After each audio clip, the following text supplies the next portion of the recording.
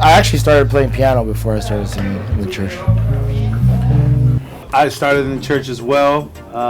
My dad was a musician, but for the most part, we started in church, playing in band and music ministry. When I started listening to worldly music, I think I was 18 years old.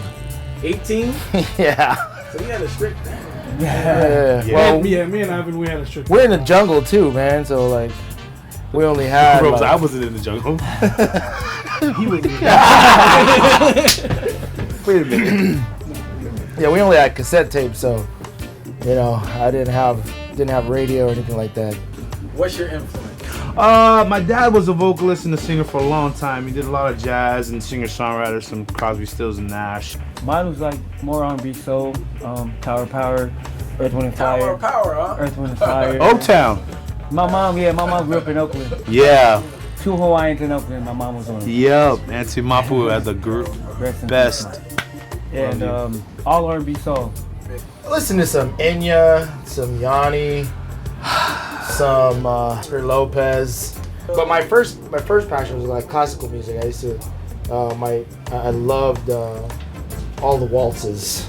Growing up, I was listening to gospel music, so because I was raised in the church, so like Kirk Franklin, Fred Hammond, all those greats. Yeah. And then in college, I was into 311.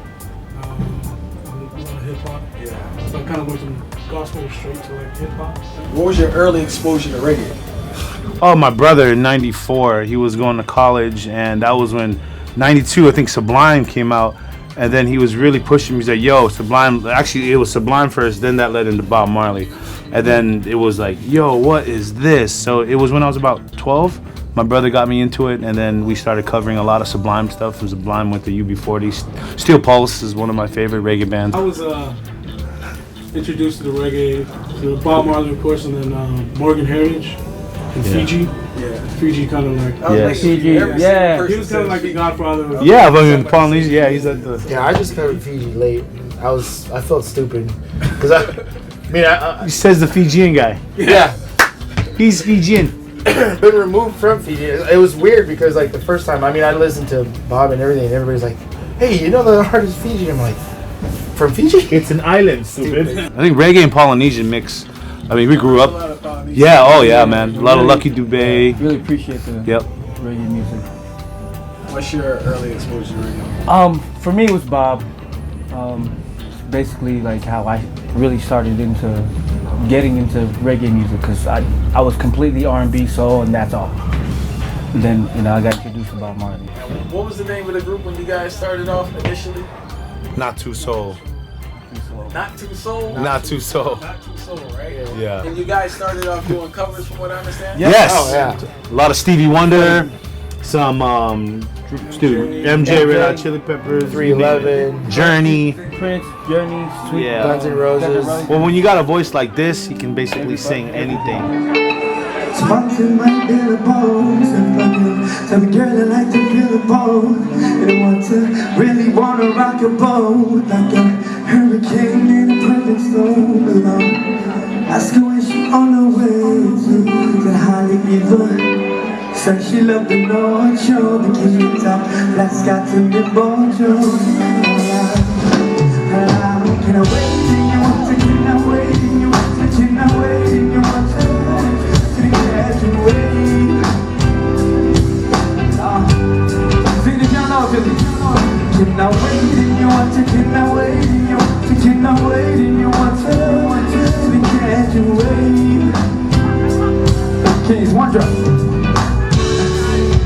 Like the sun, I can feel a warmth. Heat wave through the winter months. So type of love never expires. Burn slow like a bonfire.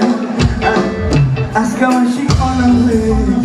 She said like yeah. Said she loved the North Shore because it's up. Let's get. So Common Kings is a tribute to our heritage. Each of us come from different islands in the Polynesian culture. Samoa, Hawaii, Tonga, and Fiji. And with Hawaii and Tonga, you've got kingdoms. And with Samoa and Fiji, we got like high chiefs. And so there's a sense of royalty that you grew up with. If you're born and raised on the islands, you know, there's a strong sense of that. And then, but here, you know, we're just regular common people.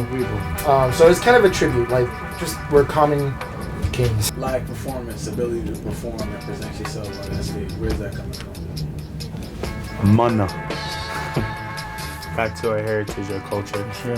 Yeah, we dig deep and try to put a big show, a good show for all our fans, and we really gravitate and then we vibe off of the crowd. We got, if they're going off, we're gonna just go 10 times harder. All of us, we grew up watching greats, you know, Michael Jackson, and Prince, and you know how they carried, and even the Led Zeppelin and the Beatles and all of them. You watch their stage presence. You watch how they command the stage. You know, Michael Jackson's one person.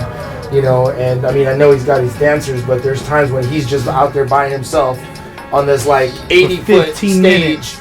you know, and he won't say anything for 10 minutes, and the crowd is screaming at the top of their lungs.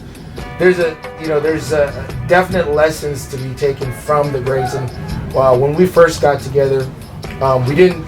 Our shows weren't how they are now. We stood in one place. We played, you know, just our little parts. But as we kind of got into it, we started to feel a lot more free. We watched a lot of shows. You know, your fans, they listen to your music all day long. Yeah. You know, in their cars, at home, at work, and so in their mind, they have this idea of an experience of what it would be like to listen to their favorite song live. Last thing you want to do is give them the most boring show on planet, so that now they go back into their cars and be like, they're singing their favorite song and they have a horrible visual to attach it to. You know, so for us that was important. You know, so for us we want to definitely, we respect our fans so much that we want them to have the best experience that we're able to possibly give them. And it helps when you have a good sound front house engineer. And we haven't been really, you know, we thought we were doing it until we met Earl Brown about 3 years ago. The legendary. And then we thought we were doing it right. And then he's like, no, man, you're not doing it right. We can't do this. And then he's like, this is how. And then there we found much more confident. What have you learned from the veteran engineer? Oh, man. Be on time. He's set up with energy. Yeah. He has a short temper. He has to have his drink. He has to have his drink. He's the hardest working. Man. I tell you, he'll outwork any.